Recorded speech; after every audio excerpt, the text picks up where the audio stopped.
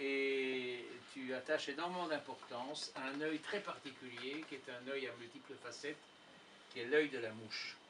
À la page 223, il y a en très gros caractères ceci qui est dit: dès 1953, parole de mouche, l'objectif du nouvel ordre édénique, N-O-E, Noé, était de soumettre le monde aux banques et multinationales en utilisant le chantage nucléaire. Suit alors une page que je vais me permettre de lire parce que vous aurez une idée aussi de l'épaisseur littéraire du livre. Parce que ici, bon, on brasse des idées et le livre est plein d'idées, bien entendu, et Jean-Louis pourrait nous en développer à perte de vue. Mais ceci est un livre qui se lit. Alors, prenons une page, ce n'est pas du tout hasard, qui s'appelle Tower of Power, parce que là, nous retrouvons la mouche. Et Bruxelles. Pur point de vue, nous survolons la ville. Quelque chose fait doucement vibrer les dernières obscurités de la nuit. Comme une rosée perlant sur cette immense toile d'araignée, ou peut-être comme sous l'effet d'un insecte égaré. Oui, ce paysage urbain, nous l'observons à travers les yeux d'une mouche qui volerait très haut dans le ciel. Depuis son regard panoramique, la capitale d'Europe apparaît ainsi qu'un immense piège dont les filaments s'étendraient jusqu'à d'insaisissables confins. Vers l'est, le réseau lumineux s'éteint. La mouche n'ignore pas que cette masse noire correspond à l'antique forêt de Soigne. Vers l'ouest, une autre trouée pâle dénonce la présence d'un stade où flotte encore dans l'atmosphère la trace des orgies photiques de la veille. L'aube devrait avoir vaincu la nuit, mais aucune lueur ne signale un réveil de l'activité. Tel un continuo, la ville bruit au ralenti. Monotone, monocorde, intégrant cependant quelques pressentiments. Tenez, une zone du côté du canal attire son regard, lequel opère la mise au point, amorce une descente vers la maigre source de lumière.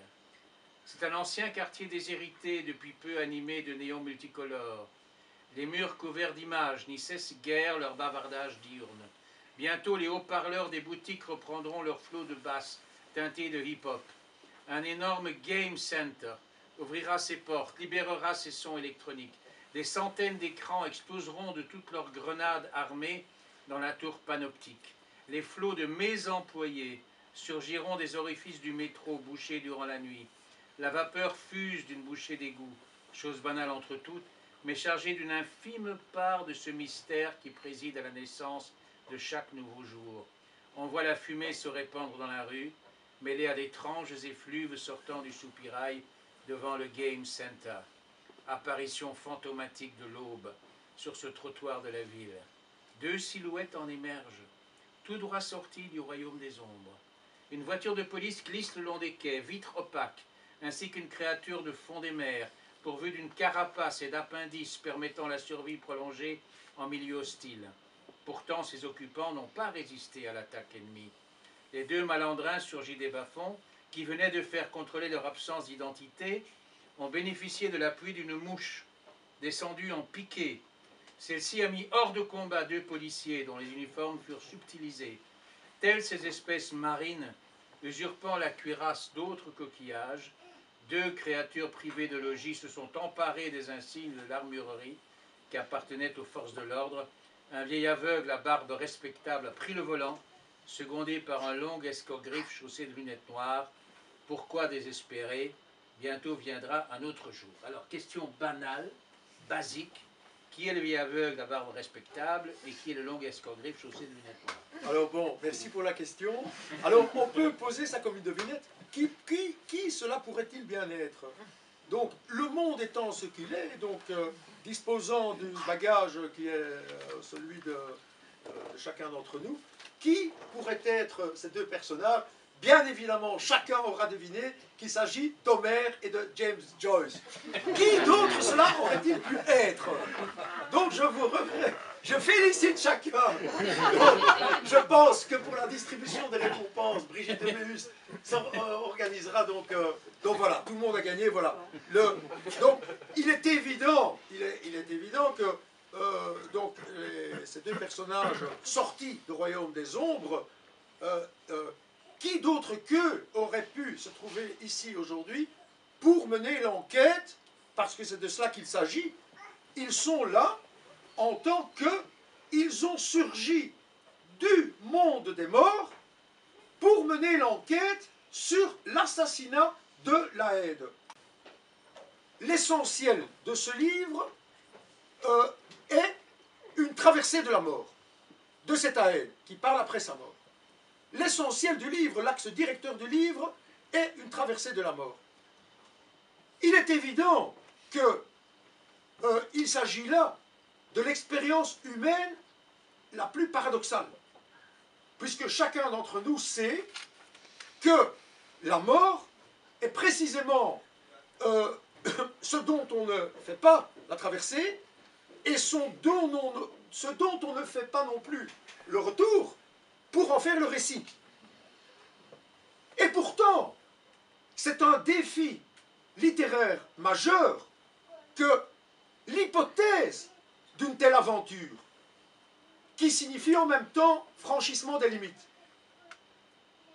C'est la raison pour laquelle, et Homère, dans l'Odyssée, où il fait descendre Ulysse au royaume des ombres, où il rencontre Tirésias, qui lui annonce des prophéties qui auront une importance jusqu'à la toute dernière ligne de l'Odyssée, et à Homère, et Dante, et Joyce lui-même, quand il fait à son Ulysse cartographier l'univers à l'intérieur de la ville de Dublin, donc dans l'Antiquité, et donc déjà à l'époque d'Homère, entre ce monde-là des confins des Hespérides, et donc ce monde de l'Hibernie, donc comme les Romains appelaient l'Irlande, et donc entre ce monde des confins, donc dans l'espace, mais aussi dans le temps, et donc nous sommes au cœur de la question, c'est de quelle manière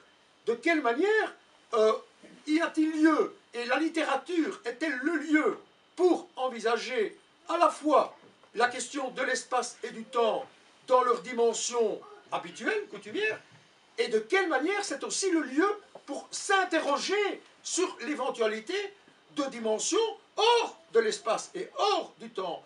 Et donc, cet ensemble de données, on va dire, dictées par ces deux créatures, qui se sont imposées à moi, pour faire en sorte qu'ils soient les deux complices, les deux compères, se retrouvant là, sortis du royaume des ombres, pour mener l'enquête aujourd'hui, et qui alors, donc, on va dire, voilà, donc alors ici, on va dire que c'est ici qu'interviendrait la minime part comment, entre guillemets, romanesque ou d'intervention des codes traditionnels du roman sous la forme d'une mouche qui donc met hors d'état de nuire deux policiers pour faire en sorte que leurs uniformes et leurs bagnoles soient utilisés, soient empruntés par Homère et Joyce afin qu'ils puissent continuer leurs aventures, toutes plus palpitantes les unes que les autres. Et donc, je garantis chacun du fait que la motivation principale, indépendamment bien sûr, puisque, bon, comme vous l'avez constaté, il y a beaucoup de bavardage dans ce que je raconte, mais comme nous savons bien, donc, la motivation principale de quelqu'un qui prend le risque d'écrire, c'est évidemment de susciter chez le lecteur un suspense, de telle manière que le livre soit, parce que c'est une vérité, bon, qu'il faut bien avouer, qu'il faut avouer. Oui. Donc, je te remercie, Jacques, d'avoir souligné cette dimension d'enquête policière. Non, j'aurais dû commencer par préciser que nous sommes le 16 décembre. 16 décembre aujourd'hui, donc de 12. Alors, je voudrais quand même que l'on précise maintenant deux personnages qui apparaissent, deux personnages parmi d'autres, mais dont je voudrais que tu nous fasses une espèce de portrait. C'est Aristos Théocratides et Jésus Évangélista. Ah, mais là, alors là... Hein? Non, mais attends, Bon.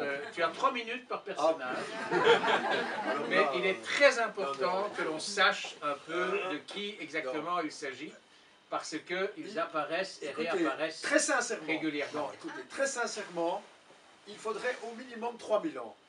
Non, pour répondre à la question. Non, non, très sérieusement. Donc, il y a ici deux instances, donc une instance grecque et une instance juive. Et ce n'est pas un hasard si, donc l'un est, donc Jésus Évangélista est quelqu'un, est donc un juif d'origine séfarade, et donc à l'époque, il y a 500 ans, de l'expédition de Colomb, c'était déjà un de ses ancêtres qui avait financé l'expédition de Colomb.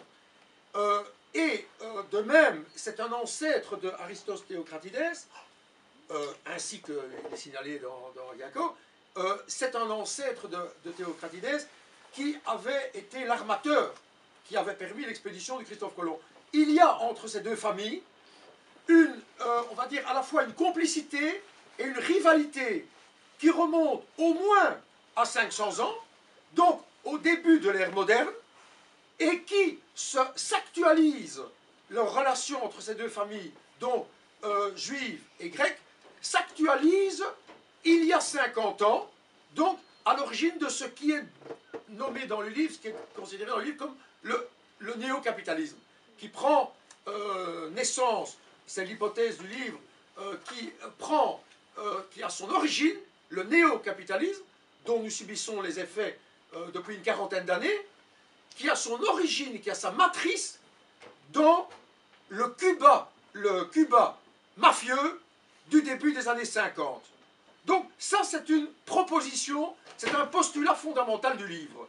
Le monde dans lequel nous vivons aujourd'hui, c'est-à-dire un monde régi par le crime organisé, est un monde qui a pour modèle le Cuba mafieux du début des années 50. Et donc, c'est le propos du livre, et voilà, donc si l'ambition, disons, du livre est de le prouver. Alors, au début de ces années 50, un pacte se noue, notamment entre ces deux personnages, Jésus Évangélista et Aristos Théocratides. Il noue un pacte dans une localité à l'est de Cuba, sur une petite plage d'un village, d'une localité qui s'appelle Baracoa, et qui est l'endroit où Christophe Colomb a abordé, il y a 500 ans, a mis le premier pied sur le Nouveau Monde. Et ce débarquement de Christophe Colomb, de l'expédition menée par Colomb, qui a été affrétée, qui a été financée par un ancêtre de la famille Évangélista, et qui a été affrétée par un armateur qui était un ancêtre de Théocratides, ce débarquement de Colomb a eu lieu sous les yeux d'un arbre, un jagoué. Un jagoué, c'est un figuier. Alors, le jagoué, alors, s'il y a une personne ici qui est capable de bien le prononcer, c'est notre ami Heriberto. Voilà. Alors, parce que c'est très particulier la prononciation. Bon, à Cuba, c'est un arbre un peu mythique, mais donc dans l'espace, on va dire, Caraïbes, disons, c'est un arbre mythique, donc c'est de l'espèce, c'est un ficus, c'est un figuier, et certains jagoués peuvent être centenaires et même millénaires. Bon. Donc, c'est un scoop. Donc, si par hasard il y avait ici des journalistes, donc c'est un scoop. Donc, il y a bel et bien, donc le débarquement de Colomb a eu un témoin, qui est cet arbre, et cet arbre était toujours présent il y a 50 ans, lorsqu'a eu lieu le pacte entre Aristos Théocratides et Jésus Évangélista, pacte secret, ayant décidé de la création de la tour panoptique, et donc ayant décidé du monde dans lequel nous vivons, du monde concentrationnaire, dans lequel nous vivons aujourd'hui, dont, si vous voulez, la genèse est décrite il y a 50 ans par le Ragoué, protagoniste de Ayako, et l'un de ses narrateurs, qui n'est pas le narrateur le moins volumineux. Donc l'arbre, l'arbre en tant que témoin, l'arbre parle, et bon, ceci dit, la nature profonde du lien entre l'instance juive et l'instance grecque, il est évident qu'il allait de soi, à partir du moment où j'assumais la responsabilité de faire intervenir Joyce, donc, comme Joyce s'est trouvé confronté à ce problème, donc lui qui envisage de recréer l'Odyssée, il s'est trouvé confronté au problème de l'instance juive, ce qui est quelque chose donc, qui n'a pas été suffisamment souligné ou analysé ou éclairé. Et ce sont les mots mêmes de Joyce, hein, ce que Joyce lui-même appelait l'esprit grec, entre guillemets, et l'esprit juif, qui lui a imposé la nécessité de faire de son Ulysse, Léopold Bloom, d'en faire un juif. Donc de faire, ou plutôt de faire d'un juif son Ulysse. Bon. Cette question, elle a une très grande profondeur. Et c'est la raison pour laquelle je disais tout à l'heure qu'il faudrait normalement pas moins de 3000 ans pour répondre à ta question, c'est qu'en réalité, si on veut envisager l'acte d'écrire avec une certaine profondeur de champ, on est obligé, surtout aujourd'hui, quand aujourd'hui nous sommes bombardés de récits en tout genre, aujourd'hui où la tour panoptique elle-même prétend raconter par le storytelling, un storytelling permanent, quand c'est le pouvoir lui-même qui prétend s'attribuer la fonction de la haine, la fonction en racontant jour après jour les péripéties de ce qui se passe sous forme d'épopée, en donnant par exemple, quand le pouvoir aujourd'hui donne à ces figures de proue, donne par exemple les caractéristiques d'Achille, du guerrier triomphant, ou les caractéristiques de Ulysse. Donc, à partir du moment où le pouvoir lui-même s'arroge aujourd'hui la mission de la Haide, il y a lieu de s'interroger sur les origines de ce récit, d'où notre culture provient.